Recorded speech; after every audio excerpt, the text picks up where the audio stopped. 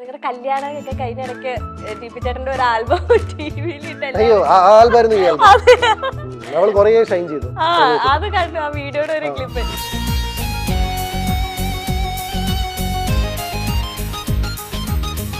ഇപ്പൊ എനിക്ക് അതിന് പകരമായിട്ട് ഒരു രാരി തത്തമ്മേ സാധനം കിട്ടിയിട്ടുണ്ട്. രാരി തത്തമ്മേ എന്നെ കോഴി കൊത്തല്ലേ, കോഴി കൊത്തിയാലോ എന്റെ മാല പൊട്ടൂലേ. ഞാനിപ്പോ കസിൻസ് ഒക്കെ വരാൻ കാത്തിരിക്കാണ്. അത് ആ സ്ക്രീനിൽ ഇട്ടിട്ട് എനിക്ക് കാണിക്കാം. ഹലോ വിഷ്ണു, ആ സാധനം ഉണ്ടല്ലോ അത്. ഹലോ ഹലോ വിഷ്ണു, എത്രാം ക്ലാസ്സിലാ? കല്യാണത്തിന്റെ അന്ന് മണ്ഡപത്തില് അവളെ ആങ്സൈറ്റി അടിച്ച് പണ്ടാറടങ്ങി നിൽക്കുവായിരുന്നു.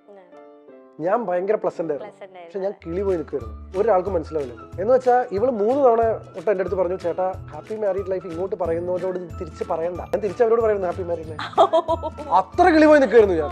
ചില സമയത്ത് നിങ്ങൾ മീഡിയയുടെ മുഖത്തൊക്കെ അവളെ എങ്ങനെ എന്ന് പറഞ്ഞ് കാണുന്നത്, അതാണ് അവളുടെ മാനസികാവസ്ഥ. അത് ജാടയല്ല, അവൾ അവിടെ അൺകംഫർട്ടബിൾ ആണ്. അപ്പൊ അവള് ചിരിച്ച് നിൽക്കില്ല, അവൾ അങ്ങനെ നടക്കുള്ളൂ. ഇപ്പൊ കഴിഞ്ഞ സുമതി വളവിന്റെ പൂജയ്ക്ക് പോലും പലരും എന്തൊരു ജാടയാ.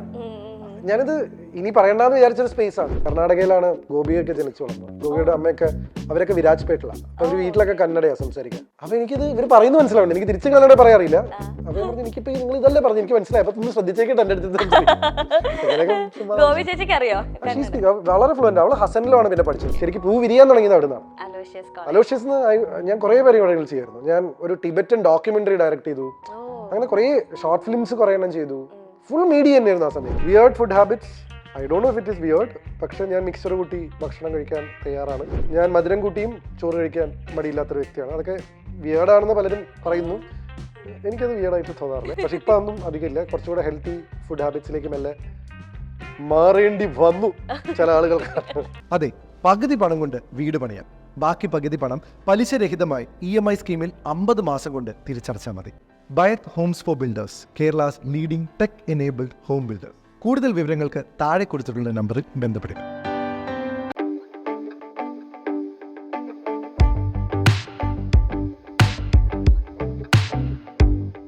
ആയത് അഭിനയിച്ച മൂവിയിൽ തന്നെ സ്റ്റേറ്റ് അവാർഡ് കിട്ടി. അപ്പം അത് ഒട്ടും പ്രതീക്ഷിച്ചിട്ടുണ്ടാവില്ല എന്ന്. ഇല്ല, കാരണം എന്താണെന്ന് വെച്ച് കഴിഞ്ഞാൽ തലേ ദിവസങ്ങളിലൊക്കെ സാധ്യതാ പട്ടിക എന്ന് പറഞ്ഞ ഏഷ്യാനെറ്റിലൊക്കെ വരുമായിരുന്നു. ഞങ്ങളുടെ സിനിമ, ഞാൻ പുതിയ ആളാണ്, സംവിധായകൻ പുതിയ ആളാണ്, ഞങ്ങൾ തന്നെ ചെയ്തൊരു സിനിമയാണ്. അപ്പോൾ പ്രൊഡക്ഷൻ ഒക്കെ അങ്ങനെയായിരുന്നു. അപ്പോൾ അതുകൊണ്ട് തന്നെ ഒരു രീതിയിലും ആൾക്കാരുടെ ശ്രദ്ധയിൽപ്പെട്ട ഒരു സിനിമയായിരുന്നില്ല. അതുകൊണ്ട് ആളുകളൊന്നും അത് കൺസിഡർ ചെയ്തിരുന്നില്ല. ഇപ്പം ഇതിന് ചാൻസ് ഉണ്ട് എന്ന് പറഞ്ഞിട്ടാണ് ന്യൂസുകൾ വരുന്നത്, അല്ലാതെ കൃത്യമായിട്ടൊരു അപ്പോഴൊന്നും നമ്മുടെ സിനിമയുടെ പരാമർശം ഉണ്ടായിരുന്നില്ല. അപ്പൊ ഭയങ്കര സങ്കടം തോന്നിയിരുന്നു. കാരണം ഞങ്ങൾ ഇത് അരവിന്ദൻ അവാർഡ്സ് ആ സമയത്ത് കിട്ടിയിരുന്നു. പിന്നെ ഞങ്ങൾ കാണിച്ച കുറെ ഫെസ്റ്റിവലുകളിലൊക്കെ ഭയങ്കര അഭിപ്രായം വന്നു. അപ്പോൾ ഇത് സംവിധാനം ചെയ്ത MG ശശിക്ക് ഒരു നവാഗത സംവിധായകനെങ്കിലും കിട്ടണം, അല്ലെങ്കിൽ ഇറ്റ്സ് വെരി അൺഫെയർ എന്നൊക്കെ ഞങ്ങൾക്ക് തോന്നിയിരുന്നു. ഈശ്വരാനുഗ്രഹമാണ് 5 അവാർഡാണ് ഞങ്ങൾക്ക് കിട്ടിയത്. പിന്നെ വലിയ വലിയ പടങ്ങളുമായിരുന്നു കൂടെ. ഒരേ കടൽ, 4 പെണ്ണുങ്ങൾ, പരദേശി. അപ്പം എന്താന്ന് വെച്ച് കഴിഞ്ഞാൽ അടൂർ ഗോപാലകൃഷ്ണൻ സാറ്, ലാലേട്ടന്റെ പടം, ശ്യാം സാറിന്റെയും മമ്മൂക്കയുടെ പടം. അപ്പൊ ഇത്രയും പടങ്ങളിൽ ഞങ്ങൾ ഞെരുങ്ങിപ്പോകുന്നു വിചാരിച്ചു. ബട്ട് വലിയ ഞങ്ങൾക്ക് കിട്ടിയ പ്രോത്സാഹനം ചെറുതല്ല. അതിനുശേഷം പിന്നെ സെക്കൻഡ് മൂവി IG ആയിരുന്നു അല്ലെ? IG-ല് അപ്പോൾ ചേട്ടന്റെ ഒരു ഇന്റർവ്യൂവിൽ ഞാൻ കേട്ടതാണ്, ഞാൻ ആൾക്കാരൊക്കെ വിചാരിച്ച സ്റ്റേറ്റ് അവാർഡൊക്കെ കിട്ടിയപ്പോഴത്തേന് ഞാൻ ഭയങ്കര ബോൺ ആക്ടറാന്ന് വിചാരിച്ചു. സ്കൂൾ ഓഫ് ഡ്രാമ എന്നൊക്കെ വിചാരിച്ചു. കാരണം ഈ ശശിയേട്ടനൊക്കെ നാടക കളരിയായിരുന്നു, ഞാൻ ഭയങ്കര ഡയറക്ടേഴ്സ് ആക്ടറാണ്. അപ്പൊ അവര് പറഞ്ഞിരുന്ന ഇൻപുട്സ് ഒരുപാട് എടുത്ത്, എനിക്ക് ആക്ടിങ് എക്സ്പീരിയൻസ് വളരെ കുറവായിരുന്നു. ഞാൻ നാടകമോ അല്ലെങ്കിൽ ഇതിനെ സീരിയസ് ആയി കണ്ടിരുന്നില്ല. ഞാൻ പറഞ്ഞല്ലോ, എനിക്ക് ആ സമയത്തൊക്കെ എനിക്ക് ലൈം ലൈറ്റാണ് ഇഷ്ടം. ഞാൻ ഒരു ആക്ടർ ആവണം എന്നുള്ളതായിരുന്നില്ല. എനിക്ക് ശ്രദ്ധ വേണം, ക്യാമറയ്ക്ക് മുമ്പിൽ വരണം, ആരാധകരുണ്ടാവണം. ഇതായിരുന്നു അന്നത്തെ എന്റെ ക്രേസ്. ഈ അടുത്താണ്, അല്ലെങ്കിൽ കഴിഞ്ഞൊരു 4-5 വർഷത്തിലാണ് അതിന്റെ ഒരു ഇത് മാറിയിട്ട് എനിക്കൊരു പെർഫോമർ ആവണം, ഞാൻ കുറച്ചുകൂടെ നന്നായി പെർഫോം ചെയ്യണം, ഞാൻ ചെയ്യുന്ന റോളുകളിൽ സ്വാഭാവികത കൊണ്ടുവരാൻ ശ്രമിക്കണം. അത് സിനിമയാണെങ്കിലും അത് പരസ്യമാണെങ്കിൽ പോലും ഞാൻ ചെയ്യുന്ന കാര്യങ്ങൾ, അത് പ്രായത്തിന്റെ ഒരു പക്വത ഉണ്ടാവാം, ചെയ്തു വന്ന സ്വാഭാവികമായിട്ടും നമ്മളൊരു സംഭവം ചെയ്തുകൊണ്ടിരിക്കുമ്പോൾ മെച്ചപ്പെടുന്നതായിരിക്കാം. എൻ്റെ ഇപ്പം ഒരു ഡോക്ടർ ആകുമ്പോൾ നമ്മൾ 5 കൊല്ലം പഠിക്കുന്നു, എഞ്ചിനീയർ ആകുമ്പോൾ നമ്മൾ 3-4 കൊല്ലം പഠിക്കുന്നു, ഒരു ബാങ്കിൽ ട്രെയിനിങ് ആയി കയറുമ്പോൾ പോലും ട്രെയിനിങ് എന്ന് പറഞ്ഞിട്ടൊരു സാധനം ചെയ്യുന്നു. പക്ഷെ എൻ്റെ കരിയറിൽ ഞാൻ ചെയ്യുന്ന അഭിനയം എന്ന ജോലിക്ക് എനിക്ക് ഒരു പരിപാടി ഉണ്ടായിരുന്നില്ല. ഭയങ്കര ഫ്രഷ് ആയിട്ട് ഒരു ജോബ് ട്രെയിനിങ് പോലും ഇല്ലാതെ എൻ്റെ ട്രെയിനിങ് ഞാൻ ചെയ്യുന്ന സിനിമകളിൽ സംവിധായകർ തരുന്ന എലമെന്റുകളായിരുന്നു. അതുകൊണ്ട് നല്ല പതറലുണ്ടായിരുന്നു. IG-ലൊക്കെ അവര് വിചാരിച്ചു സ്റ്റേറ്റ് അവാർഡൊക്കെ കിട്ടുന്ന ഇങ്ങനെ ഇതെന്ന് പറഞ്ഞപ്പോൾ ഇയാളൊരു ഭയങ്കര ആക്ടർ ആയിരിക്കും. ഇപ്പൊ എനിക്ക് ഇൻസ്ട്രക്ഷൻസ് തന്നിരുന്നില്ല. ഞാനാണെങ്കിൽ എനിക്കിതൊന്നും അഭിനയിച്ച ശീലമില്ല, ഒന്നും അറിയണ്ടായിരുന്നില്ല. അതുകൊണ്ട് ആസ് ആൻ ആക്ടർ അടയാളങ്ങളിൽ നല്ല പെർഫോമൻസ് ആയിരുന്നു. കാരണം എന്താ വെച്ചാൽ എനിക്ക് സ്പൂൺ ഫീഡ് ചെയ്ത് തരാനൊരു ആ സംവിധായകൻ എന്നെ വർക്ക്ഷോപ്പിലൂടെ കൊണ്ടുപോയി. അതാ പറഞ്ഞു, ഞാൻ ഫ്ലെക്സിബിൾ ആയിരുന്നു. എനിക്ക് തരുന്ന ഇൻസ്ട്രക്ഷൻ അബ്സോർബ് ചെയ്യാനുള്ള കഴിവായിരുന്നു. ഉണ്ണികൃഷ്ണൻ സാറ് വിചാരിച്ച് ഞാൻ ഒറ്റയ്ക്ക് ചെയ്യുന്ന. പിന്നെയാണ് അദ്ദേഹത്തിന് മനസ്സിലായത് ഇത് ഇദ്ദേഹത്തിന് ഇൻപുട്സ് കൊടുക്കണം. ക്ലൈമാക്സ് ഒക്കെ ആവുമ്പോഴാണ് അദ്ദേഹം ഇങ്ങനെ ചെയ്യണം എന്ന് പറഞ്ഞപ്പോൾ ആ ഭാഗത്തൊക്കെ പെർഫോം ചെയ്യാൻ പറ്റി. അപ്പൊ അത് എനിക്ക് ത്രൂ ഔട്ട് ഉണ്ടായിരുന്നു. പക്ഷെ ഓഫ് ലൈറ്റ് ആണ് ഞാൻ എന്റെ കോൺട്രിബ്യൂഷൻസ് ഇപ്പൊ മനോരാജൊക്കെ ചെയ്യുമ്പോൾ ആസ് ആൻ ആക്ടർ ഞാൻ നല്ല ത്രിൽഡ് ആണ്. കാരണം മലയാളത്തിൽ ഒരു പക്ഷെ എനിക്ക് കിട്ടിയിട്ടുള്ള എല്ലാ കഥാപാത്രങ്ങളിലും വെച്ചിട്ട് ഏറ്റവും ഇൻട്രസ്റ്റിംഗ് ആയിട്ടുള്ള സ്പേസ് ആണ്. അതൊരു ഭയങ്കര പെർഫോമൻസ് ഓറിയന്റഡ് അല്ല, പക്ഷെ അതിൽ നല്ല സ്റ്റഫുള്ള സ്പേസാണ്. എന്ന് വെച്ചാൽ കുസൃതി ക്യാരക്ടറാണ്, പക്ഷെ ഒരുപാട് മാനസിക സംഘർഷങ്ങളിലൂടെ അദ്ദേഹം കടന്നു പോകുന്നുണ്ട്. എന്നാൽ ഇത് കണ്ടു കഴിഞ്ഞാൽ നമുക്ക് ചിരിയാ വരിക. അയാളുടെ തന്നെ അബദ്ധങ്ങളാ, പക്ഷെ അയാൾക്ക് അത് സീരിയസ് ആ. അയാൾ ശരിക്കും ഉള്ളിൽ നീറിക്കൊണ്ടിരിക്കുക. പുറത്തുനിന്ന് നോക്കുമ്പോൾ നമുക്ക് കോമഡി, ഇയാൾ എന്തിനാണ് ഇങ്ങനെ ഒരു അബദ്ധം ചെയ്യുന്നത് എന്ന് തോന്നും. അത് അഭിനയിക്കാൻ നമുക്ക് നല്ല മെച്ചൂരിറ്റി വേണം. പണ്ടാണെങ്കിൽ ഞാൻ അഭിനയിച്ചേനെ, ഇപ്പൊ ഞാൻ അതിനെ കാണുന്ന രീതി വേറെ. എന്നുവെച്ചാൽ കുറച്ചും കൂടെ ഞാൻ അഭിനയിക്കാൻ ശ്രമിക്കുന്നില്ല. ഞാൻ അതില് മനു കേരളി എന്നുള്ള എന്റെ കഥാപാത്രത്തെയും GPയെയും രണ്ടുപേരും, ഞാൻ എന്ന വ്യക്തിയും ഇവരെ രണ്ടുപേരെയും ആ കഥാപാത്രത്തിൽ ഞാൻ കണ്ടുപിടിക്കാൻ ശ്രമിക്കുകയാണ്. അപ്പൊ എന്താന്ന് വെച്ച് കഴിഞ്ഞാൽ അത് നാച്ചുറൽ ആവുന്നു. എന്ന് വെച്ചാൽ എനിക്ക് അദ്ദേഹത്തിന് കരച്ചിൽ വരുമ്പോൾ എനിക്ക് കരച്ചിൽ വരുമ്പോൾ ഇപ്പൊ ഒരു ഡയലോഗ് പറയുമ്പോൾ പണ്ടൊന്നും എനിക്ക് ഫീൽ ചെയ്തിരുന്നില്ല, എനിക്ക് വേദനിച്ചിരുന്നില്ല. ഇപ്പൊ ഉള്ളു നീറുമ്പോ, മനുവിന് ഉള്ളു നീറുമ്പോ എന്റെ ഉള്ളു നീറുന്നുണ്ട്. അതെന്താ വെച്ചാൽ ഞാനും കൂടി അതിനകത്ത് ഉള്ളതുകൊണ്ടാ. എന്ന് വെച്ചാൽ അതൊരു വേറെ സ്പേസാ. ഞാൻ എന്നെ തന്നെ എന്റെ കഥാപാത്രങ്ങളിൽ എന്നെ ഡിസ്കവർ ചെയ്തോണ്ടിരിക്കുക. കാരണം എല്ലാ ക്യാരക്ടേഴ്സിലും ഞാൻ എന്നെ കാണുമ്പോഴേ അത് നാച്ചുറൽ ആവുള്ളൂ. മറ്റേത് അത് അഭിനയമായി മാറും. ഞാൻ വേറൊരാളാവാൻ ശ്രമിക്കാൻ എനിക്ക് പറ്റില്ല. അയാളിൽ എന്താണ്, അയാളിൽ എവിടെയാണ് ഞാൻ ഉള്ളത്, അപ്പോഴാണ് എനിക്ക് ഒരു പവർ പ്ലഗ് അവിടെ കുത്താൻ പറ്റുള്ളൂ. അപ്പൊ ബാക്കിയൊക്കെ സ്ക്രിപ്റ്റ് റൈറ്ററും ഡയറക്ടറും എഴുതി വെച്ചിട്ടുണ്ട്. അയാൾ പോകുന്ന സിറ്റുവേഷൻസ് ഇവിടെ എന്താ ഡിമാൻഡ് ചെയ്യേണ്ടത്, പക്ഷെ കൊണ്ടുപോകുന്ന ലൈവ് വയർ ഞാനാണ്. ഓക്കെ, കോളേജ് ഇപ്പം ചേട്ടന്റെ ഒരു സ്റ്റഡിങ് ഒക്കെ എടുത്ത് നോക്കുകയാണെങ്കിൽ 10th 12th ഒരു സ്ഥലത്ത്, +1 +2 വേറെ, അതെങ്ങനെയാണ് അങ്ങനെ ഒരു ഷിഫ്റ്റ്? എന്റെ എല്ലാം എടുത്തു നോക്കി അങ്ങനെയാണ്. ഞാൻ ചെയ്യുന്ന ജോലി എടുത്തു നോക്കിയാലും ഒരു സ്ഥലത്ത് സിനിമ, ഒരു സ്ഥലത്ത് അവതരണം, ഒരു സ്ഥലത്ത് യൂട്യൂബ്, ഒരു സ്ഥലത്ത് ഇൻഫ്ലുവൻസ്, ഒരു സ്ഥലത്ത് ലൈഫിൽ എപ്പോഴും അങ്ങനെയാ. അത് എന്തുകൊണ്ടാന്ന് ചോദിച്ചാൽ എനിക്ക് അറിഞ്ഞൂടാ. പഠനവും അങ്ങനെയായിരുന്നു. 10th ക്ലാസ് വരെ പട്ടാമ്പി ആയിരുന്നെങ്കിലും +1 +2 ഒരു ഇന്റർനാഷണൽ സ്കൂളായിരുന്നു. ഡിഗ്രി സെന്റ് അലോഷ്യസ് മംഗലാപുരത്തായിരുന്നു. MBA ബോംബെ ഫിലിം സിറ്റിയിലായിരുന്നു. ഞാനിങ്ങനെ ഓടി നടന്ന് പല പരിപാടികളും, അതും ചെയ്ത കോഴ്സുകളും അങ്ങനെയായിരുന്നു. ഞാൻ +1 +2 അല്ലെങ്കിൽ ഇന്റർനാഷണൽ സ്കൂളിൽ ഞാൻ ഡോക്ടർ ആവാനാണ് പഠിച്ചിരുന്നത്. Like I was doing biology and medical entrance എഴുതണം എന്ന് പറഞ്ഞിട്ടുള്ള സയൻസ് ആയിരുന്നു. ബുജിയൊന്നും അല്ല, എക്സൈറ്റഡ് ആണ്. എന്ന് വെച്ചാൽ എനിക്ക് ഏറ്റവും കൂടുതൽ മാർക്ക് കിട്ടിയത് എന്റെ ഏറ്റവും അവസാനത്തെ കോഴ്സിലാണ്, MBA ഇൻ മീഡിയ എന്റർടൈൻമെന്റ്. എന്ന് വെച്ച് കഴിഞ്ഞാൽ ഭയങ്കര പഠിപ്പിച്ചിട്ടൊന്നുമില്ല. 10th ക്ലാസ്സിനേക്കാൾ കൂടുതൽ മാർക്ക് കിട്ടിയത് എനിക്ക് MBA-ലാണ്. ബിക്കോസ് ആ സമയം ആകുമ്പോഴേക്കും പഠനത്തിനോടുള്ള കാഴ്ചപ്പാട് മാറി. പരീക്ഷ എഴുതാൻ വേണ്ടി മാത്രമല്ല. ആൻഡ് എനിക്ക് ഭയങ്കര ഇഷ്ടമുള്ള സബ്ജക്റ്റ് ആയിരുന്നു മീഡിയ എന്റർടൈൻമെന്റ് എന്ന് പറയുന്നത്. എനിക്ക് ഭയങ്കര എന്റെ സബ്ജക്റ്റ് ആയിട്ട് എനിക്ക് ഫീൽ ചെയ്തു. അതുവരെ economics, sociology, English literature, triple degree എന്തൊക്കെയോ ലൈഫിൽ ചെയ്യുമായിരുന്നു. പക്ഷെ ചെയ്യുമ്പോൾ എല്ലാം അതിലൂടെ ആത്മാർത്ഥമായിട്ടാണ് ചെയ്തത്. ഇവിടെ സെന്റ് അലോഷ്യസിൽ പഠിച്ച ഒരു ജൂനിയർ അടിപൊളി. എന്റെ ഹസ്ബൻഡ് ജൂനിയറാ. സെന്റ് അലോഷ്യസ് ആണല്ലേ? സെന്റ് അലോഷ്യസിലൊക്കെ അടിപൊളി പ്രൊഡക്ട്സാ. അവിടുന്ന് പുറത്തു വരുന്ന ആൾക്കാർ എന്ന് പറഞ്ഞാൽ ഭയങ്കര സംഭവം. അപ്പൊ എനിക്ക് നല്ലൊരു പ്രൊഡക്റ്റ് നല്ല കോളേജാ. ലൈക്ക് ഭയങ്കര ഇപ്പൊ പക്ഷെ ഭയങ്കര ഓട്ടോണമസ് ഒക്കെ ആയി. ഞങ്ങളായിരുന്നു ലാസ്റ്റ് ബാച്ച് ഓട്ടോണമസ് ആവുന്നതിന് മുമ്പ്. പക്ഷെ ക്യാമ്പസിൽ ഒരു വേറൊരു വൈബ് ഉണ്ട്. ഇപ്പൊ എങ്ങനെയാന്ന് എനിക്ക് അറിയില്ല. ഓട്ടോണമസ് ആവുമ്പോ ചിലപ്പോ കോളേജുകൾ സ്കൂൾ പോലെ ആയി മാറാറുണ്ടെന്ന് കേൾക്കാറുണ്ട്. ഞങ്ങളൊന്നും പഠിക്കുമ്പോ അങ്ങനെ ഞങ്ങൾ ലാസ്റ്റ് ബാച്ച് ആയിരുന്നു. ഞങ്ങളുടെ നെക്സ്റ്റ് ബാച്ച് മുതൽ കോളേജ് ഓട്ടോണമസ് ആയി. ഞങ്ങളൊക്കെ ശരിക്കും പൂണ്ട് വിളയാടിയ കലാപരമായിട്ടും ഭയങ്കര, ഞാൻ എന്റെ ലൈഫിൽ തന്നെ ഒരു വളരെ interesting chapter Aloysius college. Aloysius കോളേജിനെ പറ്റി ഒരു ബെസ്റ്റ് ബ്യൂട്ടിഫുൾ ഒരു മൊമെന്റ് ആണ് ഇപ്പോഴും മനസ്സിൽ നിൽക്കുന്ന ഒരു.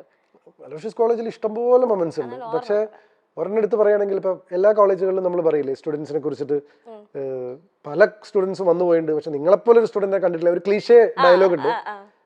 പലപ്പോഴും പല സ്റ്റുഡൻസും കുരുത്തക്കേടുകൾ അങ്ങനെ പരിപാടികളായിരുന്നു. ആ കുരുത്തക്കേടുകളൊക്കെ ഇഷ്ടംപോലെ ആ കോളേജ് കണ്ടിട്ടുണ്ട്. പക്ഷെ ഞങ്ങൾ ചെയ്യുന്ന കുരുത്തക്കേട് ഒരിക്കലും ആ കോളേജിനെ എങ്ങനെ ഹാൻഡിൽ ചെയ്യണം എന്ന് അറിയാത്ത കുരുത്തക്കേടായിരുന്നു. എന്ന് വെച്ചാൽ ഒരിക്കൽ ഞങ്ങൾ ചെയ്തൊരു പരിപാടി എന്താ വെച്ചാൽ, കോളേജിനെ ഇൻഫോം ചെയ്യാതെ ഞങ്ങൾ എല്ലാവരും കൂടി ഇന്റർ കോളേജിയറ്റ് ഫെസ്റ്റിന് പോയി കപ്പ് അടിച്ചു വന്നു. അപ്പോൾ ഒരു 4 മണിക്കൂർ ചർച്ചയായിരുന്നു. ഇവരെ സസ്പെൻഡ് ചെയ്യണോ അതോ കപ്പടിച്ചു വന്നാൽ ഇവരെ സ്വീകരിക്കണം. ഇങ്ങനത്തെ പ്രശ്നങ്ങൾ ഒരു കോളേജ് നേരിട്ടുണ്ടാവില്ല. എന്ന് വെച്ചാൽ കോളേജിന്റെ ഒരു തരത്തിലുള്ള ഇന്റിമേഷൻ ഇല്ലാതെ അവർ പോയതാ. കാരണം ആ കോളേജിൽ ഞങ്ങൾക്ക് ലെറ്റേഴ്സ് വേണ്ടാന്നൊക്കെ ഞങ്ങൾ മനസ്സിലാക്കിയിട്ടാണ് ഓ, ക്ലാസ് കട്ട് ചെയ്തിട്ട് ക്ലാസ് കട്ട് ചെയ്ത്. ഞങ്ങൾ പോയി അവിടുത്തെ ഇന്റർ കോളേജ് ഫെസ്റ്റിന്റെ കപ്പ് വാങ്ങിയിട്ട് ഞങ്ങൾ തിരിച്ചു വന്നു. സ്പോട്ട് എൻട്രീസ് ഒക്കെ ആയിരുന്നു. ഓ, അപ്പൊ കോളേജിന് അഭിമാനമാണ്. പക്ഷെ ഒരാളെ അറിയിച്ചിട്ടില്ല. എന്നിട്ട് കോളേജിനെ റെപ്രസെന്റ് ചെയ്തു. അതുകൊണ്ട് ഒരു വിഭാഗം ടീച്ചർമാർ പറയുന്നത് ഇവരെ സസ്പെൻഡ് ചെയ്യണം, വേറെ വിഭാഗം പറയുന്നത് ഇവർ കപ്പടിച്ച ആൾക്കാരെ സസ്പെൻഡ് ചെയ്താൽ കോളേജിൽ പ്രശ്നമാണ്. അപ്പൊ ഇത് എങ്ങനെ ഹാൻഡിൽ ചെയ്യണം എന്നറിയാത്ത ഇങ്ങനത്തെ പ്രശ്നങ്ങളൊക്കെ ആയിരുന്നു ഞങ്ങളുടെ കോളേജിൽ ഞങ്ങൾ ഉണ്ടാക്കിയിരുന്നത്. കാരണം ഇങ്ങനെ കുറെ കലാപരമായ അസ്കിതയുള്ള കുറെ പേരായിരുന്നു. അവസാനം ഇവർ എന്ത് ചെയ്തു വെച്ചാൽ ഒന്നും ചെയ്തില്ല, വിട്ടു, ഇഗ്നോർ ചെയ്തു. ഞങ്ങൾക്ക് സ്വീകരണം തന്നില്ല, സസ്പെൻഡ് ചെയ്തില്ല. ഇങ്ങനെ ഒരു സംഭവം നടന്നില്ല.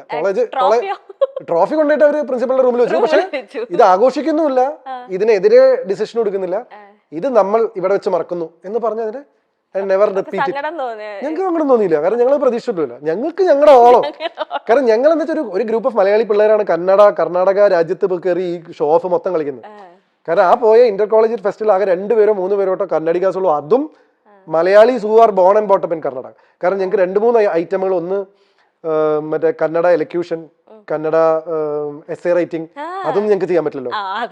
പിന്നെ കന്നഡ നാടോടി നൃത്തം ഉണ്ടായിരുന്നു, മലയാളികളാ ചെയ്ത്. കന്നഡ ഫോക്ക് സോങ് ഉണ്ടായിരുന്നു, ഞങ്ങളൊക്കെ കയറി പാടി. ഇപ്പൊ ഓർമ്മയില്ല, പക്ഷെ അന്ന് അത് ഓർക്കുന്നുണ്ട്.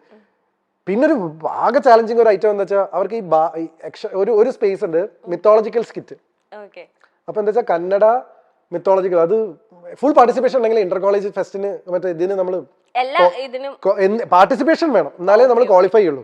അപ്പൊ ഇതിനാരും കൂട്ടാക്കുന്നില്ല. കാരണം ഞങ്ങൾ ഈ 2 ദിവസം മുമ്പാണ് ഈ പരിപാടിക്ക് പോവാന്ന് പറയുന്നത്. അപ്പൊ ഇത് തട്ടിക്കൂട്ടി ഉണ്ടാക്കണ്ടേ. അവസാനം 2 മലയാളികൾ കന്നഡ മെത്തോളജിക്കൽ സ്കിറ്റിന് കയറി, ഞാനും എന്റെ ഫ്രണ്ട് അച്ചായനും കൂടിയിട്ട്. എന്നിട്ടെന്താ ഇംഗ്ലീഷിൽ സ്കിറ്റ് അടിച്ചിട്ട് പോകും. കർണനും ഇന്ദ്രനും കൂടി yes what can I do for you എന്നൊക്കെ പറഞ്ഞിട്ടുള്ള ഡയലോഗുകളൊക്കെ വെച്ചിട്ട് അതൊരു കാലഘട്ടം. അതിന്റെ അതൊക്കെയാണ് ഡീഫോ ഡാൻസ് ചെയ്യാനുള്ള തൊലിക്കെട്ടി തരുന്നത്. നമ്മുടെ കോളേജ് ലൈഫ് അതായിരുന്നു. എന്ന് വെച്ചാൽ ഞങ്ങൾ രാജാപ്പാട്ട് വേഷവും വാങ്ങിയിട്ട് ലളിതകല ആർട്സ് എന്ന് പറഞ്ഞിട്ട് അവിടെ ഒരു കോസ്റ്റ്യൂം റെന്റിന് കൊടുക്കുന്ന സംഭവമുണ്ട്. അപ്പൊ അച്ചായ എന്തെടുക്കും, നീ ഒരു കാര്യം ചെയ്യും, നീ ഈ മിത്തോളജി എന്നൊക്കെ പറഞ്ഞ ഋഷിയുടെ വേഷം ഉണ്ടാവുമല്ലോ, പിന്നെ രാജാപ്പാട്ട്, അങ്ങനെ കുറച്ച് കോസ്റ്റ്യൂം ഒക്കെ എടുത്തു. നമുക്ക് ബസ്സിൽ നിന്ന് തീരുമാനിക്കാൻ എന്ത് ചെയ്യണം, പിന്നെ 2 പേര് വെച്ച് എന്ത് ചെയ്യും. അപ്പൊ ഇങ്ങനെ ആലോചിക്കുമ്പോൾ അവസാനം കിട്ടി കർണന്റെ കവചകുണ്ടലങ്ങൾ വാങ്ങാൻ വേണ്ടി വന്ന ഇന്ദ്രന്റെ കഥ. അപ്പൊ ആ ലൈനൊക്കെയാണ്. അപ്പൊ ഈ രീതിയിലൊക്കെയാണ്. അപ്പൊ കവചകുണ്ടലങ്ങൾ തരൂല എന്നൊക്കെ പറയുമ്പോ മറ്റേ അപ്പൊ ഞാനായിരുന്നു കർണൻ കൂട്ടത്തിൽ. അവൻ ഭയങ്കര മെലിഞ്ഞതായോണ്ട് ഇത്തിരി ശരീരം എനിക്ക് ഉണ്ടായിരുന്നു എന്നുള്ളതുകൊണ്ട് 2 പേരും മെലിഞ്ഞിട്ടായിരുന്നു. അപ്പൊ പുള്ളിയാണ് മറ്റേ ഋഷിയുടെ സ്വഭാവത്തിലൊക്കെ. അപ്പൊ ഞാനിങ്ങനെ നിങ്ങൾ ഓക്കെ ഐ അണ്ടർസ്റ്റുഡ്. ഫുൾ ഇംഗ്ലീഷാണ്, നമുക്ക് കന്നഡ അറിയില്ലല്ലോ. കന്നഡ കൂവലോട് മറ്റേ ഈ ഓഡിയൻസിന് ഒരു വസ്തു മനസ്സിലാവില്ല എന്താ സംഭവിക്കുന്നു എന്നുള്ളത്. അപ്പൊ ഇത് അപ്പുറത്ത് ഓഡിയൻസിന് ഈ കഥ സംഭവിക്കുന്നത്. അപ്പൊ ഇത് ഫുൾ പാർട്ടിസിപ്പേഷൻ വേണം. അപ്പൊ ഒരാൾ ഈ തൊലിക്കെട്ടില്ല ഇത് കയറാൻ. ഞാനും അച്ചായനും മെലിഞ്ഞിട്ടാണ്, ഞാനും മെലിഞ്ഞിട്ടാണ്. ബിബിൻ സോണി എന്നാ പേര്, അച്ചായൻ എന്നാ വിളിക്കാം. Yes what can I do. ഇവൻ ഈ രീതിയിൽ നമ്മൾ ഇന്ദിര എന്നൊക്കെ വിളിക്കുമ്പോൾ ഇവൻ തിരിഞ്ഞ് എൻ്റെ അടുത്ത് വെക്കണേ yes what can I do for you. ഈ ലൈനിലാണ്.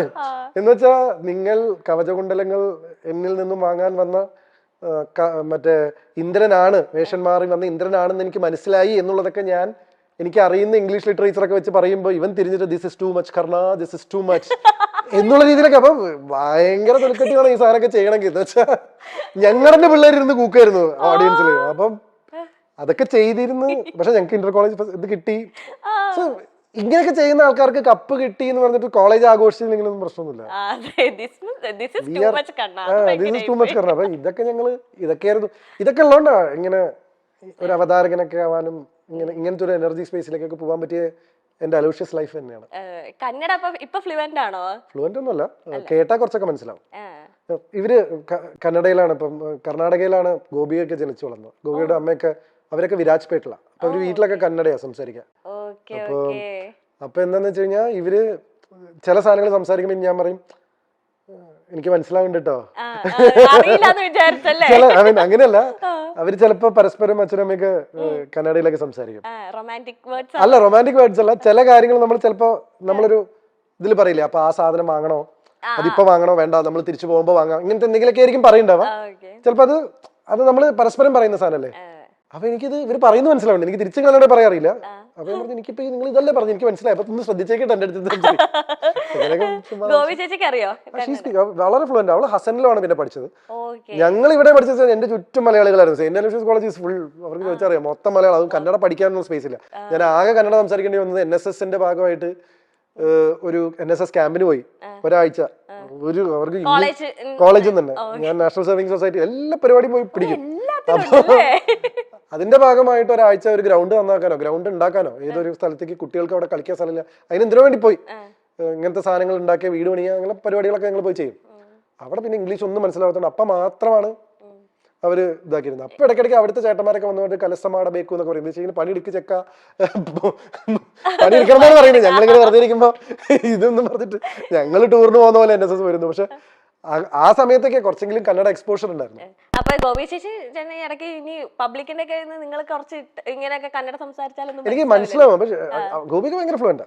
കാരണം അവള് ജനിച്ച എത്രയും ഏതോ ഒരു പ്രായം വരെ അവര് വിരാജ്പേട്ടിലായിരുന്നു. പിന്നെ അവള് മറ്റേ ഷീസ് എ ഡോക്ടർ. അപ്പൊ അത് ഹസനിലായിരുന്നു അവരുടെ കോളേജൊക്കെ. അപ്പൊ അവരൊക്കെ അപ്പൊ ഇത് റിവൈസ് ചെയ്യാൻ കൂടെ കിട്ടിയോണ്ട് ഷീ ഈസ് വെരി ഫ്ലുവന്റ്. ഇപ്പൊ ഈ കോളേജ് ലൈഫിലൊക്കെ പഠിക്കുമ്പോഴൊക്കെ ഇങ്ങനെ മനസ്സിൽ മീഡിയ ആ ഒരു തോട്ട് അപ്പൊ തൊട്ട് വന്നിരുന്നു. അലോഷ്യസിലൊക്കെ ഉണ്ടായിരുന്നു. അതുകൊണ്ടാണല്ലോ ഷോർട്ട് ഫിലിം ചെയ്തത്. എന്റെ ഫസ്റ്റ് ഇയറിലാണ് ഞാൻ ഷോർട്ട് ഫിലിം ചെയ്യുന്നത്. അലോഷ്യസിൽ പഠിക്കുമ്പോഴാണ് ഷോർട്ട് ഫിലിം എഴുതുന്നത്. അലോഷ്യസിൽ സെക്കൻഡ് ഇയറിലാണ് ഞാൻ അടയാളങ്ങൾ ചെയ്യുന്നത്. ഞാൻ അവിടെ പഠിച്ചോണ്ടിരിക്കുമ്പോൾ തന്നെ ഞാൻ ഒരു ആക്ടറായി, ഫിലിം ആക്ടറായി. അലോഷ്യ എനിക്ക് അതിനുള്ള ആർജവം കിട്ടിയത് ഈ CIRS ഇന്റർനാഷണൽ സ്കൂളിൽ നിന്നാണ്. അവിടെ ഒരു 19 രാജ്യങ്ങളിൽ നിന്നും 19 സംസ്ഥാനങ്ങളിൽ നിന്നും 17 രാജ്യങ്ങളിൽ നിന്നും പിള്ളേരുണ്ടായിരുന്നു. അതൊരു ട്രൂലി ഇന്റർനാഷണൽ സ്കൂളായിരുന്നു. ഞാൻ അവിടെ ഭയങ്കര സൈലന്റ് ആയിരുന്നു. അതുകൊണ്ട് ആ സ്കൂളിലുള്ള എല്ലാവർക്കും ഞാൻ ഈ ഫീൽഡിൽ വന്നു എന്ന് പറയുമ്പോൾ ഭയങ്കര അത്ഭുതമായിരുന്നു. കാരണം എനിക്ക് ഇംഗ്ലീഷ് ഫ്ലുവന്റ് ആയിരുന്നില്ല. 10ാം ക്ലാസ് വരെ പട്ടാമ്പി വരെ ആയതുകൊണ്ട് അവിടെ ആകെ ഇംഗ്ലീഷ് സംസാരിച്ചിരുന്നു. 1 രൂപ ഫൈൻ ഉണ്ടായിരുന്നു നമ്മൾ സ്കൂളിൽ ഇംഗ്ലീഷ് സംസാരിച്ചില്ലെങ്കിൽ. അപ്പൊ മാത്രമേ ഇംഗ്ലീഷ് സംസാരിക്കുള്ളൂ. പക്ഷെ നമ്മുടെ ഗ്രാമർ സ്ട്രോങ് ആയിരുന്നു. കാരണം നമ്മൾ ഇംഗ്ലീഷ് മീഡിയത്തിലാണ് പഠിച്ചത്. പക്ഷെ ഇത് സംസാരിക്കാത്തതുകൊണ്ട് ഫ്ലുവന്റ് അല്ല. പിന്നെ ഭയങ്കര മലയാളം ആക്സെന്റ് അന്നുണ്ടായിരുന്നു. അപ്പൊ എനിക്ക് ഭയങ്കര അപഹർഷത ബോധം ഉണ്ടായിരുന്നു. ഇത് സ്കൂളിൽ ഇത് സംസാരിക്കാൻ ഭയങ്കര പേടിയായിരുന്നു. അതുകൊണ്ട് ഞാൻ ഭയങ്കര സൈലന്റ് പയ്യായിരുന്നു. അപ്പൊ അവര് വിചാരിച്ചു ഞാൻ ഭയങ്കര പാവാണ്. അവര് ഭോല ഭാലാൽ എടുക്കാന്ന് പറയാം. എന്ന് വെച്ച് കഴിഞ്ഞാൽ പഞ്ചഭാവം എന്നുള്ള എന്റെ ഹിന്ദിയാ. അവിടെ കൂടുതൽ നോർത്ത് ഇന്ത്യൻസ് ആയിരുന്നു. അപ്പൊ എന്താന്ന് വെച്ച് കഴിഞ്ഞാൽ അവർ ഇങ്ങനെയൊക്കെയാ. കോയമ്പത്തൂർ ആയിരുന്നെങ്കിൽ പോലും north Indian majority Gujarati students ഒക്കെ ആയിരുന്നു. അപ്പൊ അവരങ്ങനെയാ പറയാ. എന്റെ ഒരു ഫ്രണ്ട് ഇപ്പോഴും ഉണ്ട്, അക്ഷയ് റാത്തി എന്ന് പറഞ്ഞ ജയ്പൂരിൽ. അവര് പുള്ളി ഇപ്പോഴും അപ്ഡേറ്റ് ചെയ്ത് my saint like friend has made in to the films എന്നൊക്കെ പറഞ്ഞിട്ട് എന്റെ ഫസ്റ്റ് പടം ഇറങ്ങിയപ്പോ അവന് ഭയങ്കര അത്ഭുതമായിരുന്നു. ഇവനിങ്ങനെ സീൻ, കാരണം ഇവൻ വായ തുറക്കില്ലായിരുന്നു. പേടിയായിട്ടാ. അല്ലെങ്കിൽ നമുക്ക് ഇൻഹിബിഷൻ ആയിരുന്നു. നമുക്ക് എന്റെ സംസാരം ഭയങ്കര സ്പീഡല്ലേ, ഈ സ്പീഡിൽ അന്ന് ഇംഗ്ലീഷ് സംസാരിക്കാൻ പറ്റിയിരുന്നില്ല. അവിടുന്ന് പുറത്തിറങ്ങിയപ്പോ ഞാൻ മൂക്കില രാജ്യത്ത് മുറിമൂക്കൻ രാജാവായിരുന്നു. കാരണം അലോഷ്യത്തിൽ പിള്ളേരൊക്കെ ആദ്യമായിട്ട് കേരളത്തിൽ നിന്ന് വന്നിട്ട് കഷ്ടപ്പെട്ട് ഇംഗ്ലീഷ് സംസാരിക്കുമ്പോൾ ഞാനിങ്ങനെ പറന്ന് പറഞ്ഞ് ഇംഗ്ലീഷ് സംസാരിച്ചോണ്ടിരിക്കും. കാരണം നമ്മൾ 2 കൊല്ലം ഇങ്ങനത്തെ ക്രൗഡിന്റെ ഇടയിലാണ്. അമേരിക്കൻ ഇന്റർനാഷണൽ ബക്കലറേറ്റ് എന്ന് പറഞ്ഞ ഇന്റർനാഷണൽ സിലബസ് ഉണ്ടായിരുന്നു. അപ്പൊ അമേരിക്കൻ സ്റ്റുഡൻസ് കുറെ ഉണ്ടായിരുന്നു.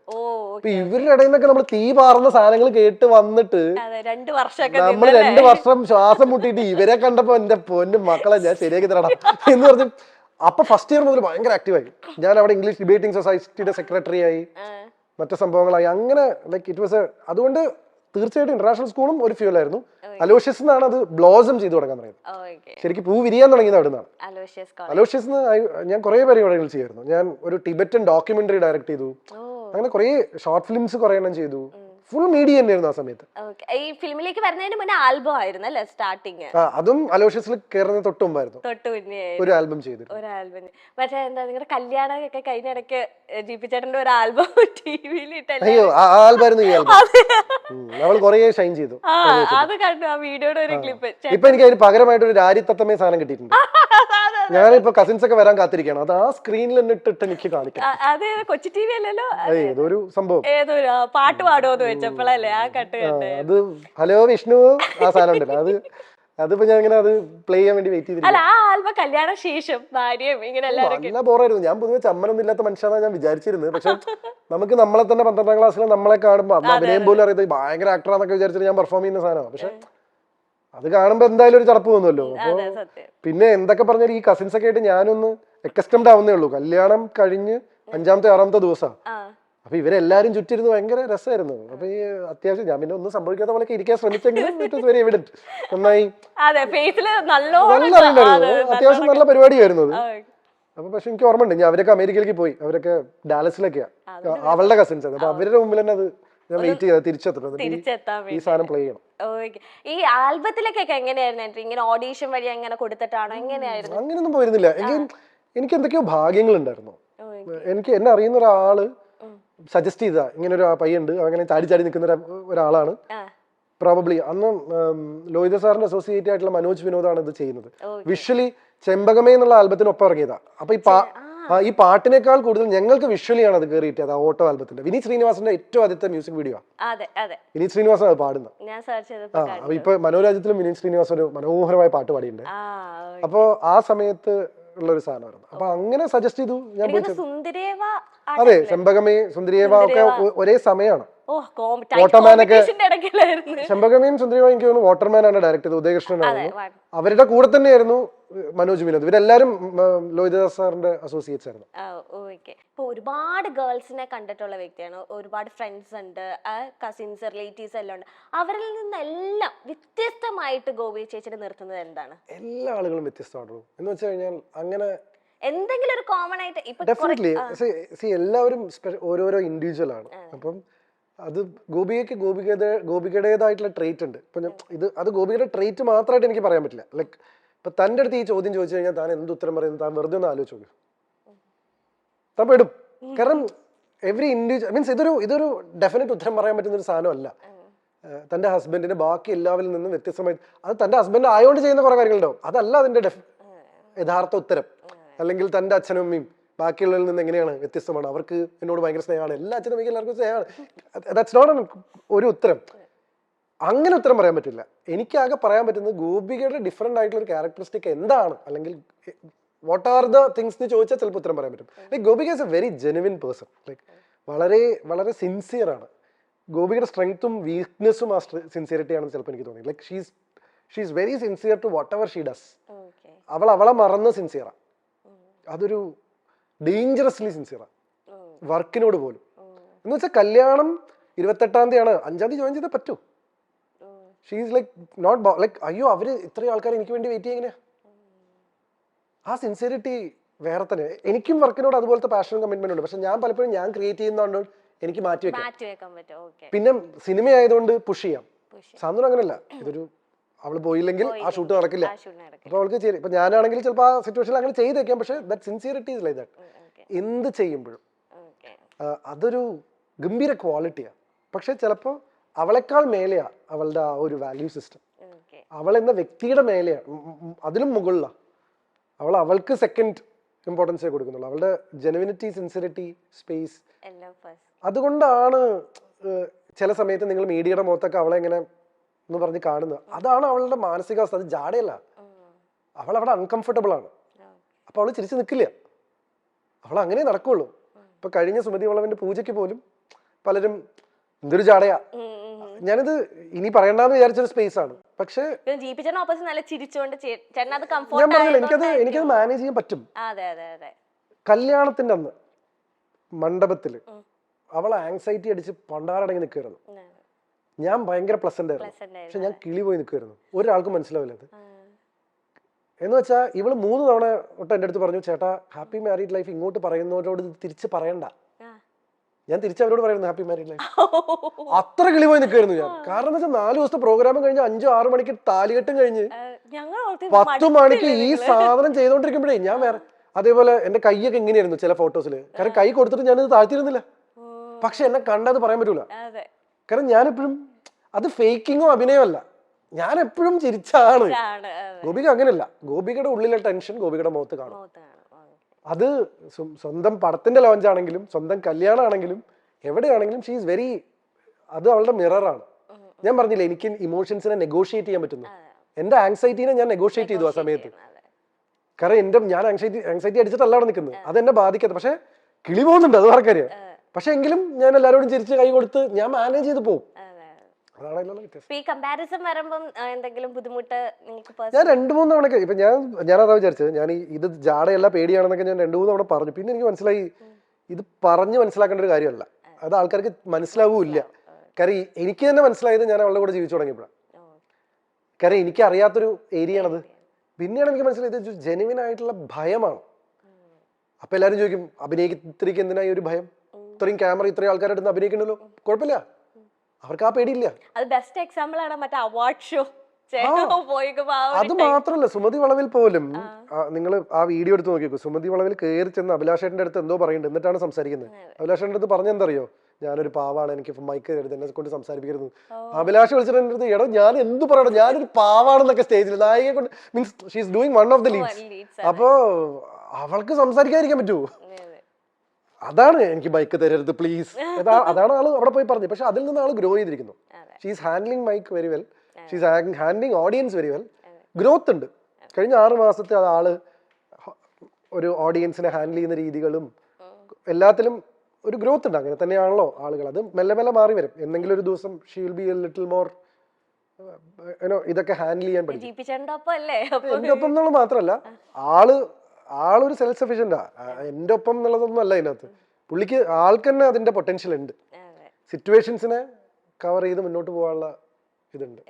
ഓക്കെ, അപ്പൊ ഫൈനലായിട്ട് ഒരു സെഗ്മെന്റിലേക്ക് കടക്കുന്നതിന് മുന്നേ ഇപ്പൊ ചേട്ടൻ പറഞ്ഞു ഇപ്പൊ എന്നെ തേടി സ്ക്രിപ്റ്റുകൾ വരുന്നില്ല, അല്ലെങ്കിൽ ഞാൻ അങ്ങോട്ടേക്ക് പിച്ച് ചെയ്യണം. അപ്പൊ ഇപ്പൊ ഭയങ്കര കോമ്പറ്റേറ്റീവ് ആയിട്ട് അല്ലെങ്കിൽ ഫാസ്റ്റസ്റ്റ് മൂവിങ് ഒരു എൻവയോൺമെന്റിലാണ് നമ്മൾ എല്ലാവരും നിൽക്കുന്നത്. അപ്പൊ എങ്ങനെയാണ് ഈ ഒരു ഇനി എന്താണ് ചേട്ടന്റെ പ്ലാൻസ്, എങ്ങനെയാണ് ലൈവായിട്ട് നിൽക്കാൻ ഉദ്ദേശിക്കുന്നത്? സ്പെസിഫിക് പ്ലാൻസ് ആസ് സച്ച് അങ്ങനെയല്ല.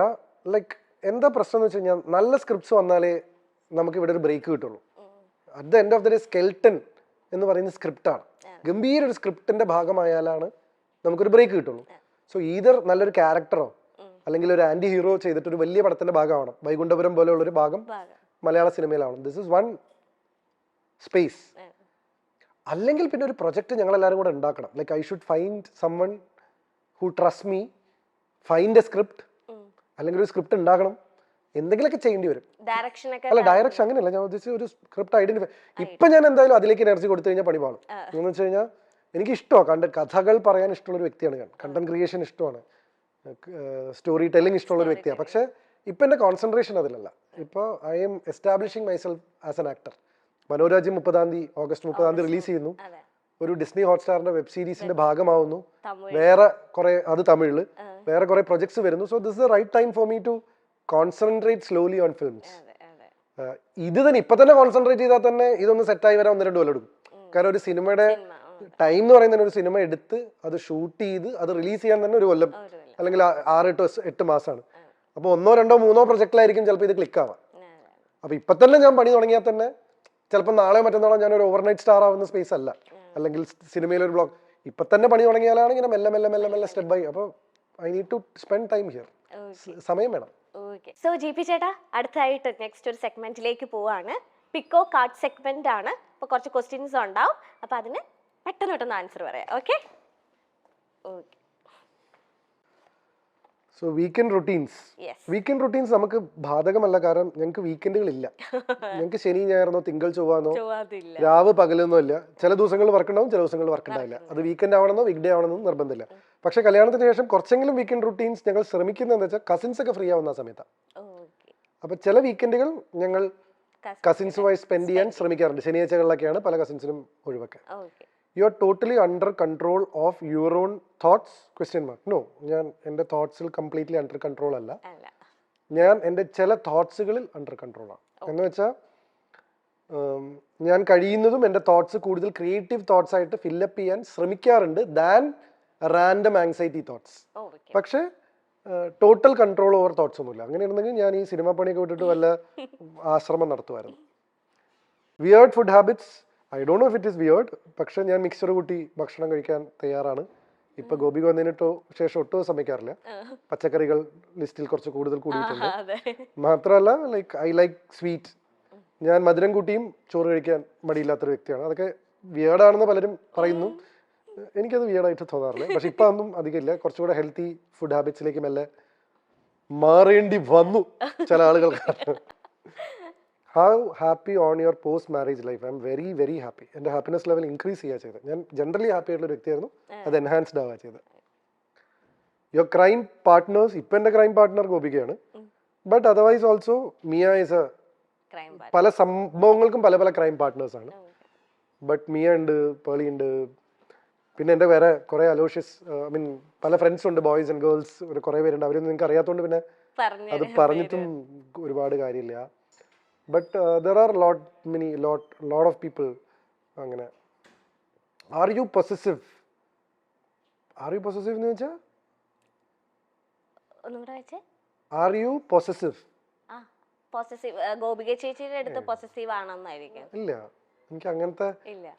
എൻ്റെ അടുത്ത് ഗോപിക പണ്ട് ചോദിച്ചിരുന്നു ഈ ചോദ്യം, പൊസസീവ് ആണ്. പോസസീവ് ആണോ?